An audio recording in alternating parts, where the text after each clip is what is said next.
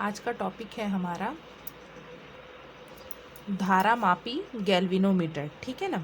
नाम से ही स्पष्ट है, धारा मापी मतलब धारा का मापन करेगा। ठीक है ना।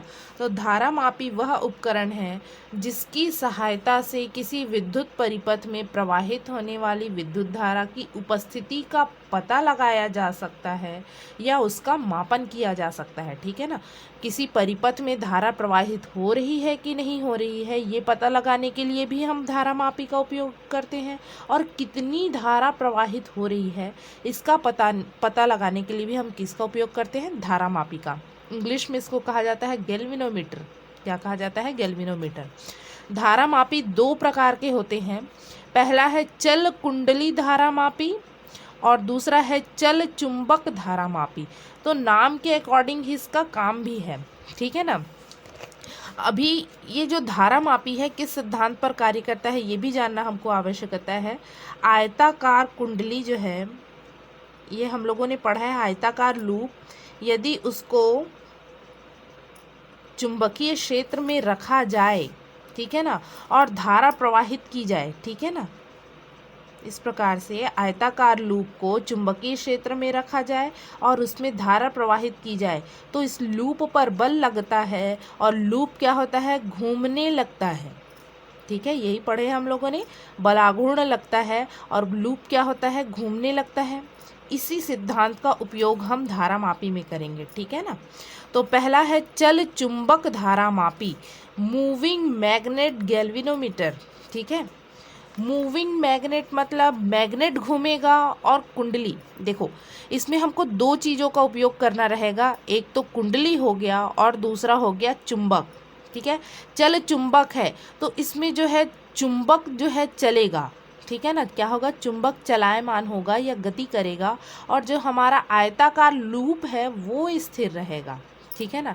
कुंडली और चुंबक प्रत्येक प्रकार के धारा मापी का मुख्य भाग होता है। ठीक है, कैसा भी धारा मापी बनाओ आपको कुंडली और चुंबक का ही प्रयोग करना है। ठीक है ना। तो चल चुंबक धारा मापी में विद्युत धारा प्रवाहित करने पर कुंडली स्थिर रहती है जबकि चुंबक विक्षेपित होता है। ठीक है ना। ऐसे कौन से धारा मापी है जो चल चुंबक होते हैं, तो स्पर्शज्य धारा मापी, हेल्महोल्ट्ज़ धारा मापी, अस्थैतिक धारा मापी आदि इसी प्रकार का धारा मापी है। ठीक है ना। सभी क्या है, चल चुंबक, जिसमें चुंबक विक्षेपित होगा। ठीक है ना, धारा प्रवाहित करने से कुंडली में। अब देखते हैं चल कुंडली धारा मापी, इसका जो है हमको अध्ययन करना है डीपली। ठीक है। मूविंग कॉइल गैल्वेनोमीटर, क्योंकि इसी सिद्धांत पर हम लोगों ने आगे पढ़ा है। ठीक है। इस प्रकार के धारा मापी में जो है कुंडली विद्युत धारा प्रवाहित करने पर चुंबक स्थिर रहता है और कुंडली विक्षेपित होगी। ठीक है ना।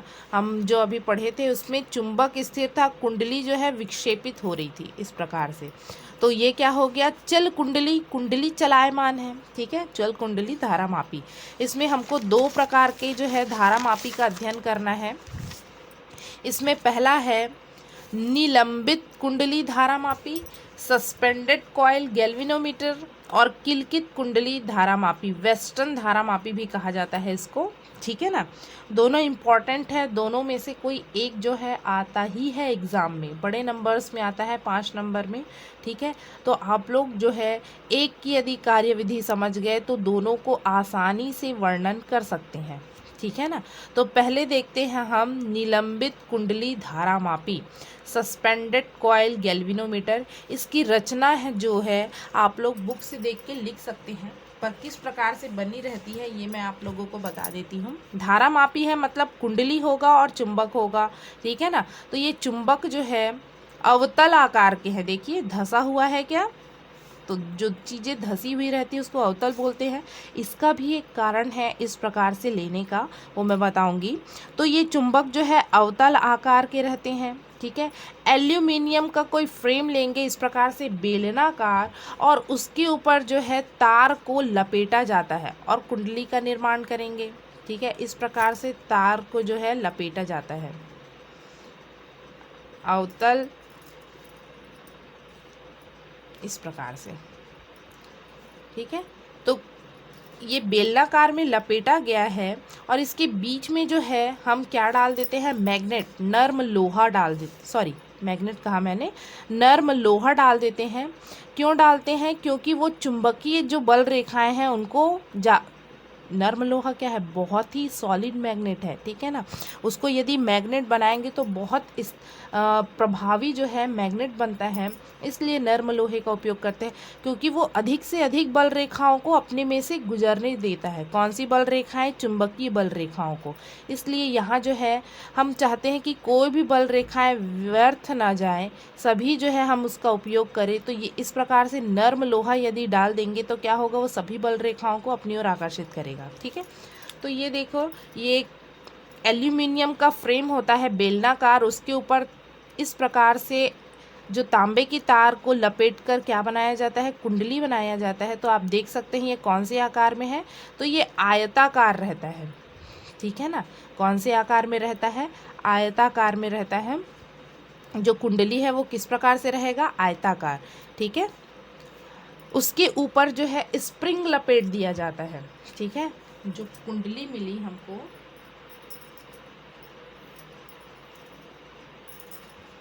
ठीक है, इस प्रकार से कुंडली मिली, उसके ऊपर क्या लगा रहता है? एक स्प्रिंग लगा रहता है, ठीक है ना। यहाँ से ऐसा समझ सकते हैं, ये स्प्रिंग लगा रहता है, तो ये घूमेगा तो स्प्रिंग में क्या उत्पन्न होगा? ऐंठन उत्पन्न होगा। ये इस दिशा में घूमेगा तो इस प्रकार से इसमें ऐंठन उत्पन्न होगा, ठीक है ना। उसको आगे समझेंगे, पहले संरचना समझ लेते हैं। उसके ऊपर जो है संकेतक लगा रहता है, ठीक है, जो हमको दर्शाएगा कि कितना जो है धारा प्रवाहित हो रहा है, और ये पैमाना लगा हुआ रहता है। तो सभी को जो है इसकी रचना समझ में आ गई। अवतल बेलनाकार चुंबक होते हैं, स्थायी नाल चुंबक, ठीक है, और एक बेलन के ऊपर जो है कुंडली को लपेटा जाता है, आयताकार होते हैं, ठीक है, और उसके ऊपर जो है स्प्रिंग लगी होती है, और उसके बाद जो है संकेतक लगा होता है, ठीक है ना, जिसकी और पैमाना लगा होता है, जिसकी सहायता से हम रीडिंग नोट करते हैं। इसमें एक चीज़ और उपयोग होता है दर्पण का, ठीक है, अवतल दर्पण का उपयोग किया जाता है रीडिंग देखने के लिए, ठीक है। डायरेक्ट हम रीडिंग यहाँ नहीं देख पाते, पहले जो है लाइट को दर्पण में फोकस करते हैं, फिर जो दर्पण है वहाँ से रिफ्लेक्ट होके, परावर्तित होके जिस पॉइंट पर पड़ेगा जो है प्रतिबिंब, जिस पॉइंट पर लाइट पड़ता है उससे हम रीडिंग नोट करते हैं, ठीक है। तो इस प्रकार की संरचना रहती है। इसमें क्या होगा, जब हमको रीडिंग नोट करना है, हमने धारा प्रवाहित किया, कुंडली विक्षेपित हुआ, संकेतक यहाँ पहुँच गया, ठीक है ना, तो हम क्या करेंगे, दर्पण पर प्रकाश लैंप की व्यवस्था रहती है, उससे प्रकाश डालेंगे तो वो रिफ्लेक्ट होके संकेतक के पास यहाँ पहुँचेगा, उससे हम रीडिंग नोट करते हैं, ठीक है ना। तो अब देखिए, इस जो हमारे पास जो चुंबक है उसका आकार इस प्रकार से क्यों रखा गया है, तो जब हम लोगों ने पढ़ा था आयताकार लूप, ठीक है ना, उसमें कब जो है चुंबकीय बल आघूर्ण टाउ का मान जो है कब अधिकतम होता है, जब चुंबकीय बल रेखाएं इस आयताकार लूप के समांतर हो, या कह सकते हैं कि जो क्षेत्रफल सदिश है, क्षेत्रफल क्या हमारे पास NIAB आया था, ठीक है, और क्षेत्रफल सदिश जिसकी दिशा क्या होती है, सदैव पृष्ठ के लंबवत होती है। क्या होती है? सदैव पृष्ठ के लंबवत बाहर की ओर होती है, ठीक है ना। तो हम देखते हैं कि क्षेत्रफल सदिश और चुंबकीय क्षेत्र के बीच का कोण यदि 90 अंश है तो जो है हमको theta is equal to 90 degree, तब चुंबकीय बल आघूर्ण का मान अधिकतम मिलता है, ठीक है। और ये कब होता है? जब जो चुंबकीय बल रेखाएं हैं इस कुंडली के समांतर हो, कुंडली जो आयताकार कुंडली है वो समांतर हो, परंतु क्षेत्रफल सदिश लंबवत होना चाहिए, ठीक है ना। तो प्रत्येक अवस्था में देखो हमारा कुंडली जो है लगातार क्या होगा, घूमते रहेगा, ठीक है। और हम चाहेंगे कि प्रत्येक अवस्था में जो चुंबकीय बल रेखाएं हैं वो क्षेत्रफल सदिश के क्या बना रहे, लंबवत बना रहे, ठीक है ना। ठीक है, इस प्रकार से हमारा कुंडली है, जब ये क्या होगा, विद्युत धारा प्रवाहित करेंगे तो इस प्रकार से विक्षेपित होगा। तो देखिए क्षेत्रफल सदिश लंबवत ऊपर की ओर है, तो ये वाला जो है इस प्रकार से घूमा तो ये वाला जो बल रेखाएं हैं वो इसके लंबवत के कार्य करेगा। इस प्रकार से घूमा तो ये वाली बल रेखाएं, इस प्रकार से घूमा तो ये वाली बल रेखाएं, चुंबकीय बल रेखाएं इसके लंबवत रहेंगी। तो प्रत्येक अवस्था में जो चुंबकीय बल रेखाएं हैं इस क्षेत्रफल सदिश के लंबवत बनी रहेगी, या कह सकते हैं हम कि चुंबकीय बल रेखाएं इस आयताकार पृष्ठ के समांतर है। देखो ये इस दिशा में है और ये भी इस दिशा में है, समांतर है एक दूसरे के, परंतु क्षेत्रफल सदिश के क्या होगा, लंबवत। क्षेत्रफल सदिश पृष्ठ के लंबवत होता है, ठीक है ना। तो इस प्रकार से प्रत्येक अवस्था में जो है चुंबकीय बल रेखाएं इस आयताकार लूप के या कुंडली के क्या बना रहे, समांतर बना रहे, इसलिए जो है अवतल जो है हम चुंबक लेते हैं। ठीक है, ये नाल चुंबक कौन से आकार में लेते हैं, अवतल आकार में। ठीक है, समझ में आ गया सभी को इसकी संरचना। अब इसका जो कैलकुलेशन है बहुत ही आसान है। जब धारा प्रवाहित करेंगे तो क्या होगा, ये विक्षेपित होगा इस प्रकार से, ठीक है ना। अब इससे जुड़ा हुआ स्प्रिंग, उसमें क्या होगा, इससे जुड़ा हुआ स्प्रिंग ये तो स्थिर है, स्थिर रहेगा, ठीक है। इसमें क्या उत्पन्न हो जाएगा, ये घूमेगा तो ऐंठन उत्पन्न होगा, ठीक है। क्या उत्पन्न होगा, इस प्रकार से ऐंठन उत्पन्न हो जाएगा। तो इसमें उत्पन्न जो बलाघूर्ण है टाउ, ठीक है, वो बराबर होगा इसमें उत्पन्न ऐंठन के, ठीक है।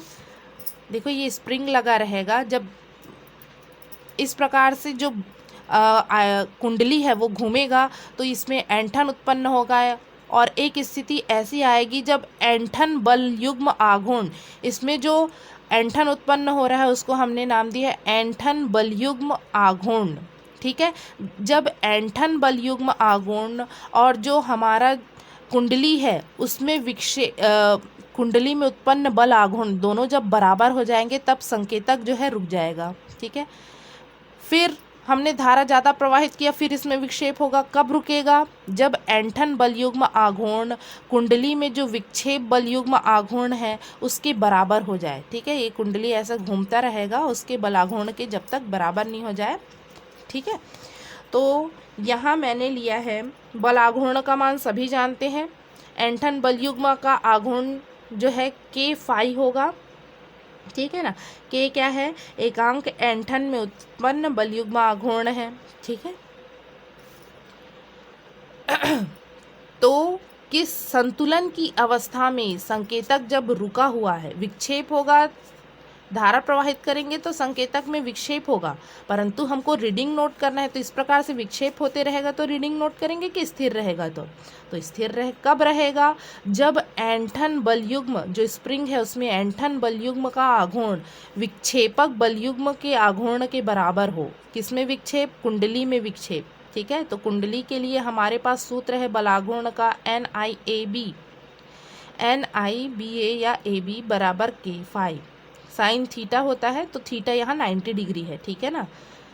तो हमारे पास साइन 91 हो गया, और आई की वैल्यू निकालिए तो आई इज इक्वल टू आ गया K divided by NBA divide में आ जाएगा। K अपॉन NBA को मैं एक नियतांक मान लेती हूँ G, ठीक है ना। क्यों G कहे, K नियतांक है, N क्या है, फेरों की संख्या। कुंडली में जो फेरे लपेट के रखे हैं उसको बार बार परिवर्तित करेंगे क्या, नहीं, ये नियत हो गया। चुंबकीय क्षेत्र, एक बार जो चुंबक लगा दिए उसके बाद उसको बार बार बदलेंगे क्या, नहीं, तो चुंबकीय क्षेत्र की तीव्रता भी नियत हो गई। उसका क्षेत्रफल, कुंडली का जो क्षेत्रफल है उसको बार बार बदलेंगे क्या, नहीं, तो ये भी नियत। तो ये पूरी क्वांटिटी नियत है, इसलिए इसको एक नियतांक मान लिए, जिसे क्या कहते हैं, धारा मापी नियतांक कहते हैं, ठीक है। ये नियतांक के बराबर हो गया तो मैं इसको इस प्रकार से लिख सकती हूँ, आई अनुक्रमानुपाती फाई क्या है, ऐंठन है। जब कुंडली धारा मापी में प्रवाहित धारा तार में उत्पन्न ऐंठन या कुंडली के विक्षेप के अनुक्रमानुपाती होती है। ठीक है, जल कुंडली धारा मापी में प्रवाहित धारा, यहाँ से ही देख सकते हैं जो धारा है वो किसके बराबर है, उत्पन्न ऐंठन या विक्षेप के अनुक्रमानुपाती है। यही तो हम चाहते हैं, जितनी धारा प्रवाहित हो उतना ही विक्षेप हो। ठीक है ना, कम धारा प्रवाहित होगा तो कम विक्षेप होगा, ज़्यादा धारा प्रवाहित होगा तो ज़्यादा विक्षेप होगा। तो हमारा संकेतक सही कार्य करेगा कब, जब जितनी धारा प्रवाहित करेंगे उतना ही विक्षेप होगा। ठीक है, अर्थात जो हमारा धारा मापी में प्रवाहित धारा है उत्पन्न ऐंठन या विक्षेप के क्या हो गया, अनुक्रमानुपाती हो गया। यही चल कुंडली धारा मापी का सिद्धांत है। ठीक है, बहुत ही आसान है ये। नेक्स्ट देखते हैं अब किलकित, केवल इसके जो है व्यवस्था, पहले गुण देख लेते हैं इसका। ठीक है, उसके बाद आगे बढ़ेंगे। तो यह धारा मापी अत्यंत सुग्राही होता है, सेंसिटिव है बहुत। इस अल्प धारा प्रवाहित होगी तो ही उसमें विक्षेप बताना शुरू कर देगा, सेंसिटिव है एकदम। ये 10⁻⁻8 एम्पियर तक की धारा को माप सकती है। बहुत ही कम धारा का मापन जो है गैल्वेनोमीटर करता है। ठीक है ना।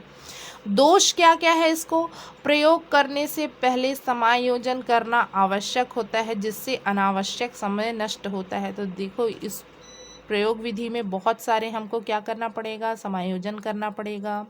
इसे एक स्थान से दूसरे स्थान तक सरलतापूर्वक नहीं ले जाया जा सकता। जो सस्पेंडेड निलंबित कुंडली धारा मापी के ना, इसके निलंबन तंतु फास्फर ब्रांज की पत्ती को टूटने का डर रहता है। ठीक है, तो इन सब को देखते हुए वेस्टर्न धारा मापी बनाया गया। किलकित कुंडली या वेस्टर्न धारा मापी भी कहते हैं इसको। पिवोटेड या पाइवोटेड कॉइल गैल्वेनोमीटर और वेस्टर्न गैल्वेनोमीटर। किलकित मतलब कील नुमा संरचना रहेगी इसमें। ठीक है, बाकी कार्यविधि सब सेम है, इसमें केवल संरचना में अंतर है। ठीक है, और इसमें दर्पण लेने की जरूरत नहीं है, डायरेक्ट संकेतक जो है पैमाने से जुड़ा रहता है और हम डायरेक्ट यहाँ रीडिंग नोट कर सकते हैं। ठीक है, ये आसान है इसमें रीडिंग नोट करना। उसमें क्या करते थे कि पहले दर्पण में डालो प्रकाश को, फिर दर्पण से रिफ्लेक्ट होके जो है रीडिंग जहाँ पर संकेतक पॉइंट है वहाँ पर पहुँचेगा और उसके बाद हम रीडिंग नोट करते थे। इसमें जो संकेतक है डायरेक्ट जो है पैमाने से लगा होता है और हमको रीडिंग नोट करना आसान होता है। ठीक है, हमारे लिए। तो देखिए, किलकित मतलब कील नुमा संरचना होगी इसमें। इसकी भी जो रचना है सेम है। अवतल बेलनाकार चुंबक लेंगे, बेलन के ऊपर जो है तार को लपेट देंगे। ठीक है ना, कुंडली का निर्माण करेंगे। इसके बीच में नर्म लोहा डाल देते हैं, क्योंकि नर्म लोहा जो है अधिक से अधिक चुंबकीय बल रेखाओं को अपने में से गुजरने देता है। ठीक है ना। इसको जो है एक सिरे को हम किससे जोड़ दिए है, कील नुमा संरचना। देखो, ये कुछ इस प्रकार से संरचना है। ये कटोरी के टाइप से दिख रहा है और ये कील। ठीक है, तो ये विक्षेप जब होगा तो ये भी घूमेगा। ठीक है, इस प्रकार से ये भी घूमेगा। यदि इस प्रकार से हम सीधा रख देंगे तो कभी इस प्रकार से टेढ़ा जा सकता है, इस प्रकार से जा सकता है। परंतु यदि इस प्रकार से संरचना रही कटोरी टाइप की, ठीक है ना, कटोरी नुमा संरचना और कील नुमा, तो ये इस प्रकार से घूम तो सकेगा, आसानी से घूम भी सकेगा, विक्षेप होगा तो घूमेगा भी, परंतु ये इधर उधर जो जा रहा है इस प्रकार से उसको क्या होगा, कठिनाई नहीं होगा। ठीक है ना, मतलब अपनी स्थान पर, यथा स्थान पर आसानी से वो घूम सकता है, अपना कार्य कर सकता है। तो इसलिए जो है इसको कील नुमा संरचना से जोड़ा जाता है।